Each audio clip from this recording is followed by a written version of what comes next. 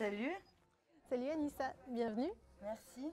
On va changer de décor un petit peu par rapport à d'habitude. Cette fois, on n'est plus à Arditi, on a voulu prendre l'air pour venir parler de ton cycle sur le huis clos, qui va démarrer, il me semble, le 3 janvier et qui se déroule jusqu'au 21 mars. C'est juste. Donc, j'aimerais commencer par te demander d'où t'est venue l'idée de ce cycle. Je pense que j'avais envie en fait de travailler sur un thème qui se concentrait sur une contrainte technique et pas forcément sur un thème sémantique, je sais pas si on peut dire ça. Et donc ouais, j'avais envie de partir sur quelque chose un cadre technique plus que les thèmes qu'on a l'habitude, le voyage ou des choses comme ça.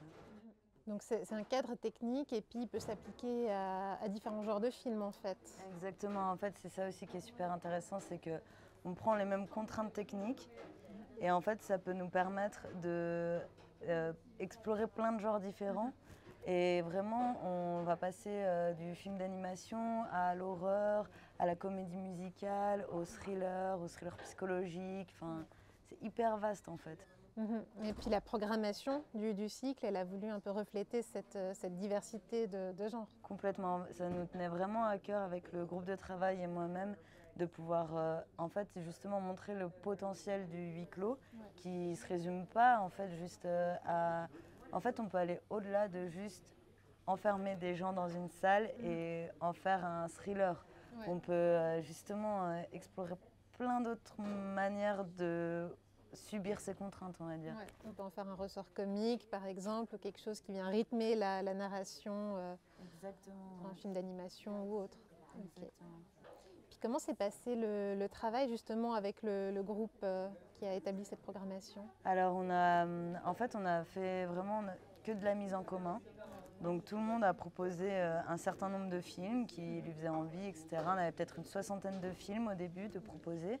Et ensuite, on a essayé de sélectionner parmi tous ces films-là quelques films à défendre vraiment auprès du groupe de travail. Des films coup de cœur que vous vouliez absolument passer. Oui, et puis on essayait de voir, y a des films sur lesquels, auxquels plusieurs personnes avaient pensé. Donc ça, c'est des films qui ont passé la sélection, mais il y a aussi des films où en fait il y a peut-être une personne du groupe de travail qui connaissait ce film-là, mais ça lui tenait tellement à cœur, elle l'a tellement bien vendu qu'au final il a été accepté. Défendre les choix et les vendre. Exactement. Après le premier film, 12 hommes en colère, ça me tenait aussi à cœur de commencer le cycle avec ce film-là qui soit projeté, parce que pour moi c'est un peu l'origine au cinéma du huis clos et puis c'est un classique vraiment indémodable, je pense vraiment. Ouais. Bon, c'est une programmation où tu vas passer ce film-là qui est un classique, mais sinon c'est plutôt contemporain. Il me semble la plupart des films, ils datent d'après l'an 2000. Est-ce que c'était une volonté ou ça s'est juste retrouvé comme ça en fonction des coups de cœur des membres du comité? Je pense que c'est lié au fait qu'on est tous assez jeunes en fait dans le groupe de travail. Je pense qu'on est à peu près tous et toutes entre 20 et 30 ans et que du coup c'est aussi le reflet de notre filmographie, de notre cinéphilie en fait assez jeune quoi. Et puis ça a été un questionnement à un moment donné, est-ce qu'on reste sur cette programmation qui est quand même assez récente, etc. Et au final, comme il y a eu un cycle sur les huis clos qui a été fait je pense en 89 si je ne me trompe pas, on s'est dit que c'était aussi l'occasion de renouveler justement la programmation d'un cycle huis clos avec que des films plus récents. Quoi. Puis réactualiser un petit peu cette thématique aussi. Exactement, ouais. Puis bon, c'est des films qui viennent aussi de cultures assez différentes. Hein. Vous avez voulu ratisser large, si je peux dire, et pas vous concentrer sur le cinéma occidental. Exactement, en fait c'est aussi ça, c'est que moi quand j'ai réfléchi à ce cycle-là, j'ai eu presque des films occidentaux qui me sont venus à l'esprit et je trouvais un petit peu dommage aussi parce que on a aussi l'habitude de le voir, si en plus c'est des films récents, ça peut être des films qui ont déjà été vus au cinéma, etc. en salle.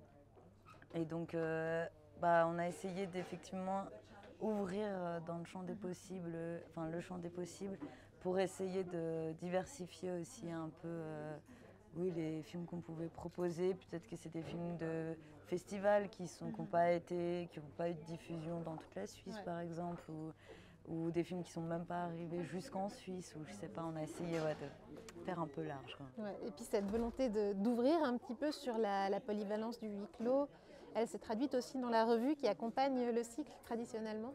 Oui, tout à fait. On a d'ailleurs, en fait, tous les articles ne parlent pas de films qui sont projetés, Donc il y a par exemple un article sur un projet qui s'est fait en ex-URSS, si je ne dis pas de bêtises. Ils ont essayé de recréer toute en fait une atmosphère qui a existé, qui était vraiment un huis clos pendant la guerre froide. Ouais. Et puis ça, ils l'ont recréé, mais en vrai, donc c'est presque un huis clos dans un huis clos, quoi. Ouais. Donc, On sort du cinéma en fait. c'est complètement métaphysique, vraiment. Mais du coup, voilà, on a cet article-là, on a des articles qui parlent quand même des films qui sont projetés. Ouais. Et puis on parle de théâtre, et puis on a essayé d'ouvrir, et à la fin de la revue, on a fait une section pour aller plus loin, où on parle aussi de bande dessinée, de livres, de théâtre, en lien avec le thème du huis clos. Ouais. Merci beaucoup Anissa, on se réjouit en tout cas de découvrir ce cycle qui démarre le 3 janvier, donc très très bientôt.